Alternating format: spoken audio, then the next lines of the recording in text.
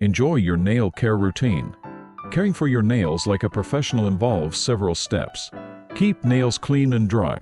Always ensure your nails are clean and dry. Cut nails straight across.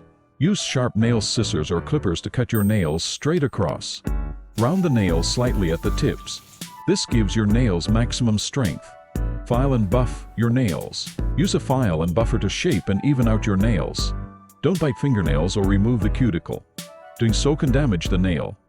Use a base and top coat. A base coat protects your nails and cuticles from common problems such as raking, splitting, and peeling. The top coat locks in the color, prevents chipping, and adds shine. Applying nail polish carefully. Apply the first coat in 3 strokes, starting a bit away from the cuticle and pushing the brush back. Use a fine tip brush. Dip a clean, fine tip brush in acetone. Polish remover and make an outline around the cuticle. Moisturize.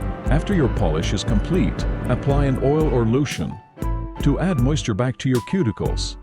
Remember, everyone's nails are different, so what works for one person might not work for another.